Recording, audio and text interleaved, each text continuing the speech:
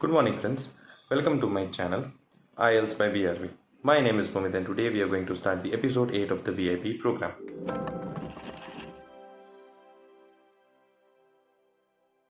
The VIP program includes the description on some vocabularies, idioms and phrases together known as VIP.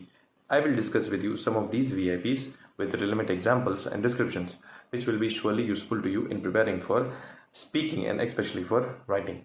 For those who want description on cue cards, go to the playlist of my channel and find out this icon. I have also prepared in the same way and got the desired coveted mens. So please watch this video till the end. And on top of it, we are going to learn a new French word. But before that, please subscribe my channel, like, comment and share my videos so that it encourages me to make more such videos. Number 1, give the green light. It's quite easy to understand. To give permission for something to be done. To give permission for something that is to be done. The permission to go ahead. The permission to go ahead. For example, my boss gave the green light on the project we were planning. So we were planning a kind of a project. My boss gave a green light. He agreed and he gave permission to continue or carry on with the project. I had given the green light for the ideas week ago, but no one has started working on it yet. There was a permission given by me, or there was a green light, a green signal given by me, but nobody has started the work yet. Number 2, have your hands full. Now, have your hands full means somebody that is very much busy with a lot of responsibilities. Somebody that is busy with lot of responsibilities. They have much work to do as one can do. For example, with the children and the job, Twinkle really has her hands full. There is a girl named Twinkle, and with the children as well as working, it's very much tough. So it is said that her hands are full. I have my hands full this semester. This semester is very much loaded. So I have my hands full this semester. I can't do the job. I have my hands full at my desk. There was an extra work given to a person. He tells that he can't do this job because his hands are full. I have my hands full at my desk. Number 3, strain. To add a kind of a pressure, or a burden on something is said to be strain. If you add an extra amount or added pressure or added burden on something, it is said to be to add a strain. For example, traffic congestion adds strain on the fossil fuels which are at scarce supply.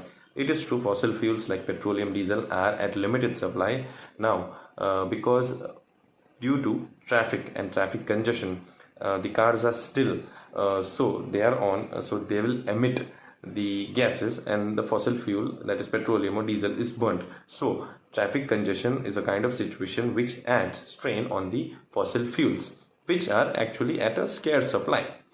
I stopped and listened, straining my eyes for any sound. Unbridled. Now anything that is uncontrolled or unconstrained is said to be unbridled. For example, instead of making life comfortable, the uncontrolled rise in cars have made life more difficult.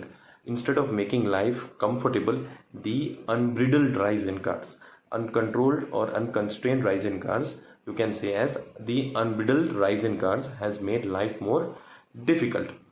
A moment of unbridled ambition. I was very much ambitious, either happy or sad. It was out of control. A moment of unbridled ambition. Number 5, waste not, want not.